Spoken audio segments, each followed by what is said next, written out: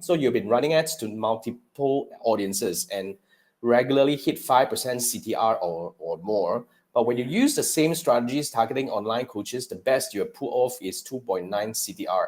And it wasn't easy, which means the CPL of this audience is a lot higher. Okay, cost per lead, I suppose.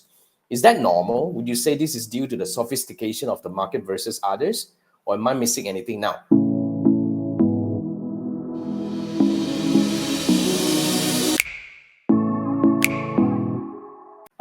It's overarching question. I would try to tackle this based on my best understanding on this question. So first thing first, CTR is not the only metric we monitor when it comes to a success of a campaign, but it's definitely a very important CTR.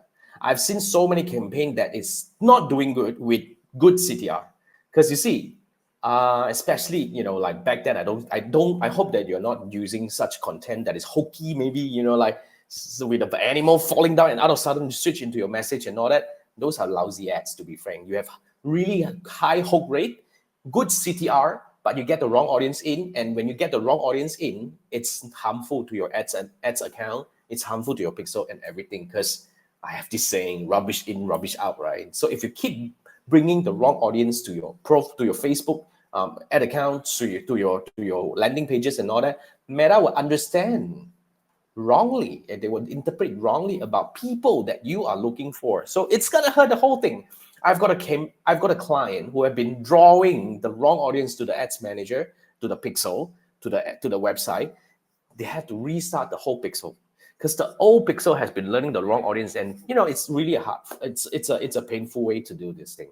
So yeah, so my first thing first is, I really don't just look at CTR to interpret the effectiveness of the campaign. And when it comes to CTR, we have two sets of CTR. We have CTR all, we have CTR link click. And even with good CTR, we would like to see if, all these people who click, how many percent of them really follow through to the next step, like landing page view, like, navigating more on the website, like adding to cart, like stuff like that. So yeah, it's the whole journey that we are looking at, not just the CTR. So that's my take on CTR. But of course, having a high CTR is great. That means we are getting more people to take action. But we also need to look at the CPM as well. But okay, now back to your question. You're saying that when you use a different strategy targeting online coaches. So when you say targeting online coaches, you're probably playing with the detailed targeting.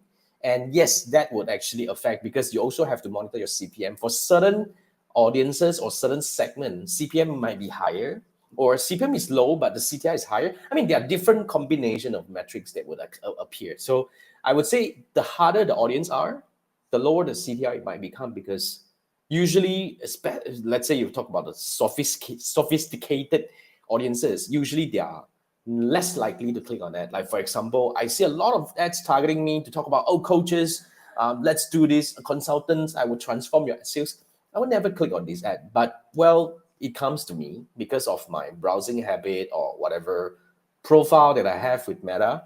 But yes, different audiences would definitely see different CTR, CPM, and different metrics. So you really need to understand what you're doing. But like I said, let's start looking at the whole big picture and really try to define the success of the campaign, with multiple metrics combined, and try to be as objective as possible. Try to gain a more bird eye view about the campaign as much as we can in order to make the right decision. So yeah, that's my quick answer for you. Frankly, CTR is important, but it's not the only metric. So if you want to work with me to really, like with my experience, but of course, I'm not saying that my method is the only method in the world that is going to work. There are many coaches out there that have their own framework, but my framework is really based on a number, and we make decisions based on numbers, not based on gut feeling. That's my saying. So if you need help, you can scan this QR code to book a one-on-one Meta Ads audit by me. So we're going to do three things together. First, I'm going to build a Meta Ads dashboard for your business in your ads manager, so they can always come back to it, and you know that.